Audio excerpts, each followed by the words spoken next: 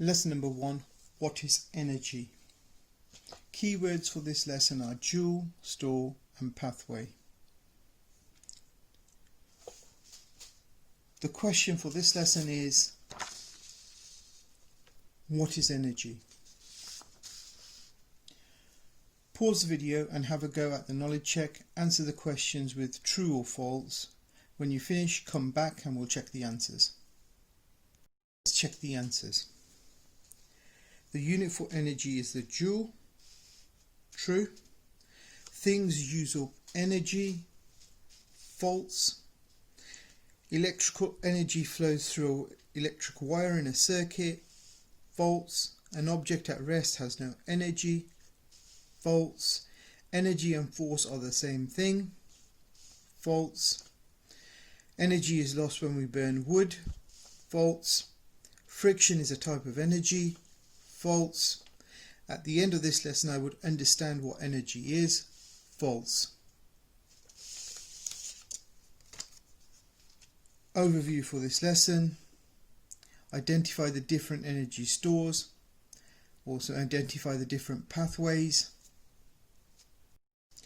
What is energy?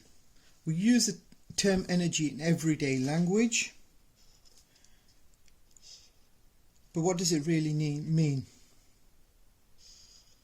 And the simple answer is, we don't know. Richard Feynman, a Nobel laureate, summed it up. It's important to realize that in physics today, we have no knowledge of what energy is. We do not have a picture that energy comes in blobs of a definite amount.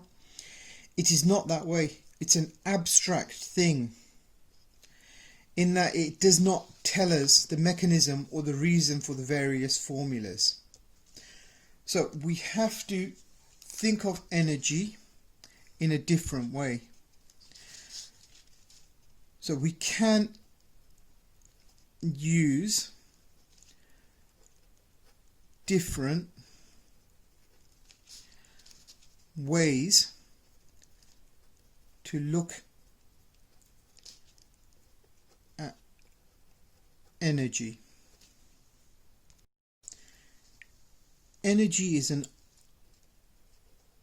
idea that we use to model the world around us.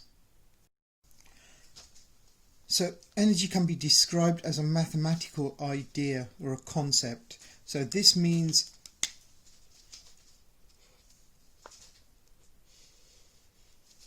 that we can use numbers to describe energy. Energy is needed when anything happens. So when things happen, we say that work is done.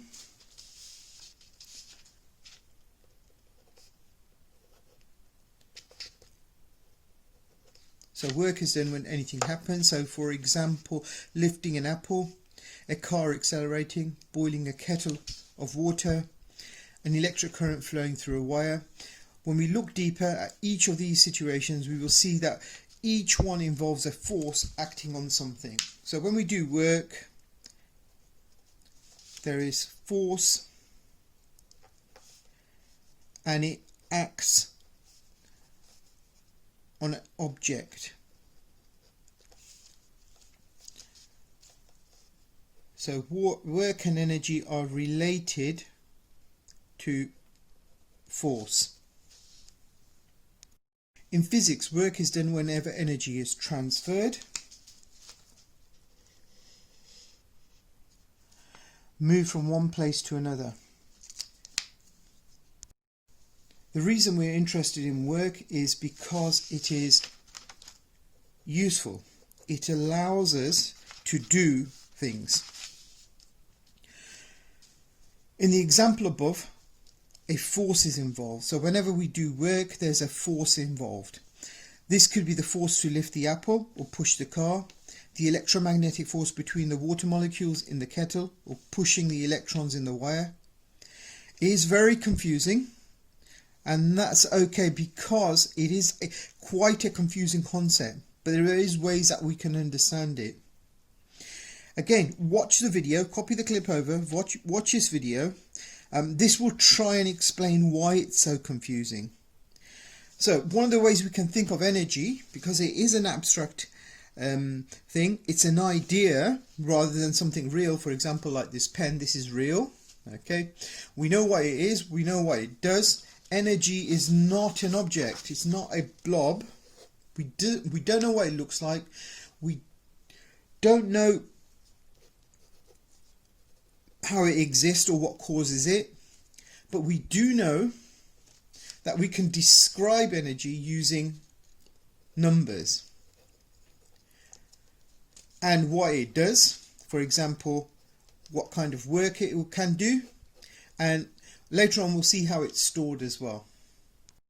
Conservation of energy. Conservation means that it remains constant. Energy is a property of the universe which can be given a numerical value, a number. So energy is a property of the universe and it can be given a numerical value. The numerical value must be the same before something happens and after something happens. So a numerical value must be the same before and after something happens. So all the energy in the universe was created during the Big Bang, and it's remained constant ever since. You can't create it, you can't destroy it. So what we can say is, we can say there was 100 bits of energy. Things can happen, you can do work, you can transfer this energy to different forms, but it must always remain 100 in total before and after whatever you've done. So you can split it again.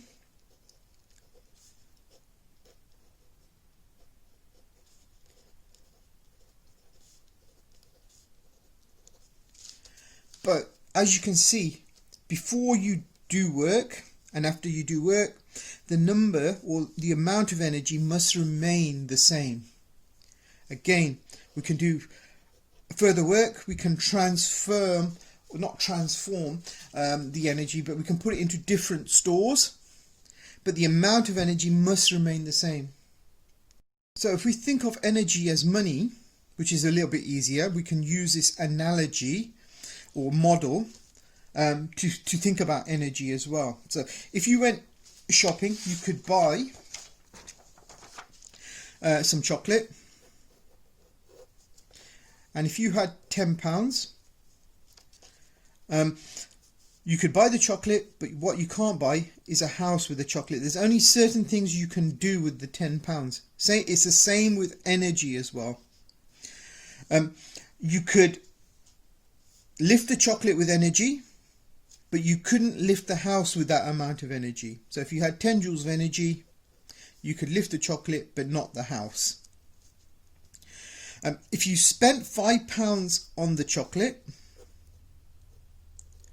then £5 would then go to the shopkeeper.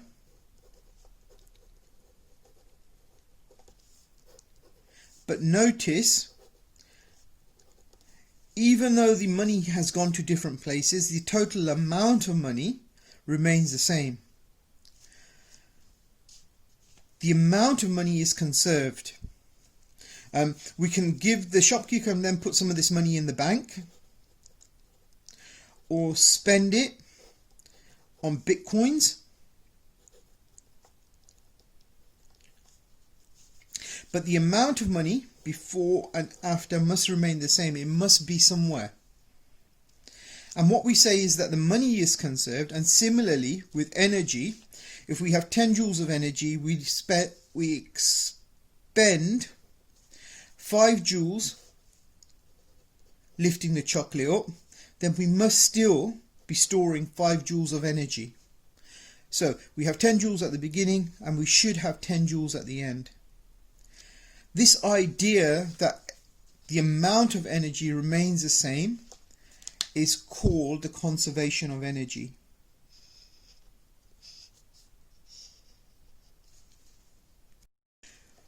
When something is happening, we say energy is being moved, and when energy is transferred,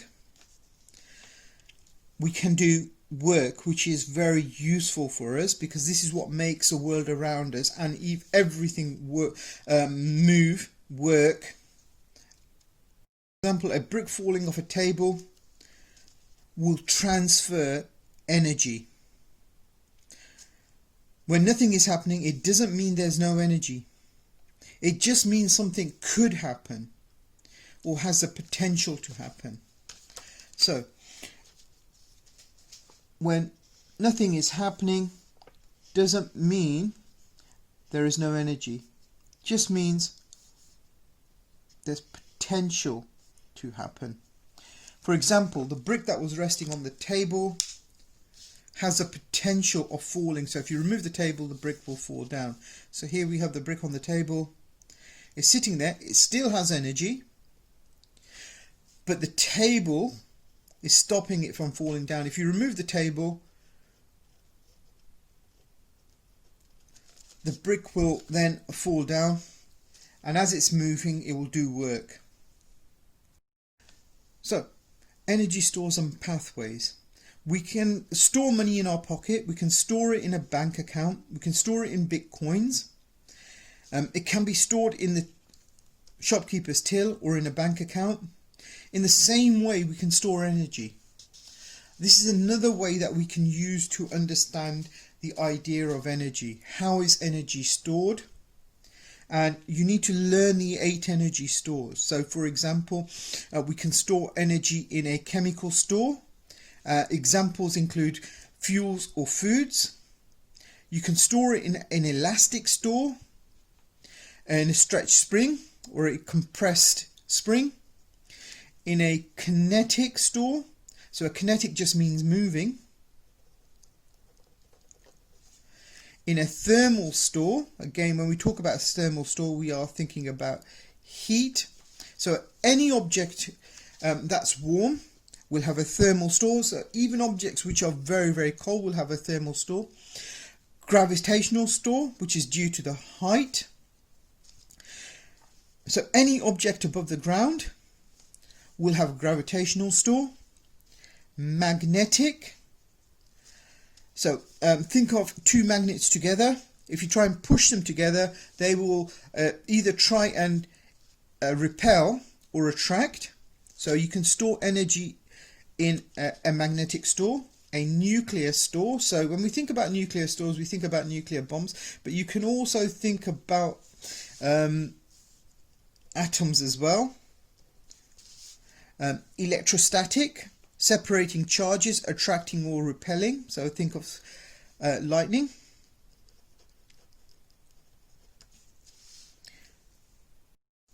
So when we talk about electrostatic, we are dealing with charges. Again, energy can move from one store to another. We've seen that already over here with this brick. Now, the way it moves is called a pathway. There's 4 pathways and you need to learn them. There's a mechanical pathway. When a force moves through a distance, or when you move an object, that is a mechanical pathway. An electrical pathway. So if electricity flows through a wire, energy is being converted from one store to another electrically by heating. And you need a temperature difference, and we will learn this a little bit later. So when an object becomes hotter or colder, heating occurs. There's also radiation. So this is an electromagnetic one. The easiest way to think of this one is things like light. So from the sun to the earth, energy is transferred from the store in the sun to the stores in the earth, and that occurs by radiation. So the pathway is how energy moves between stores. In a similar way, money moves between people. Instead of the call and response activity, what I would like you to do is just practice writing out the energy stores and pathways and see how many you can remember. And for the energy store, see if you can give some extra examples as well. Now have a go at the last knowledge check. Have a look at the examples and try and work out which store. Finish, come back and check your answers.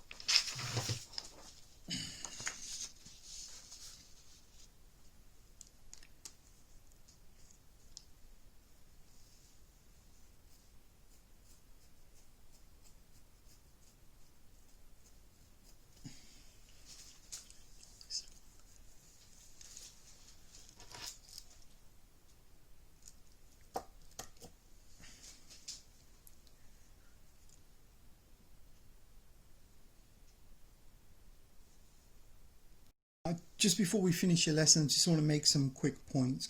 Why are we talking about energy stores? Energy stores are a way we can use to describe energy. Energy stores are concentrated. They are useful. So energy stores are useful. And when we transfer energy from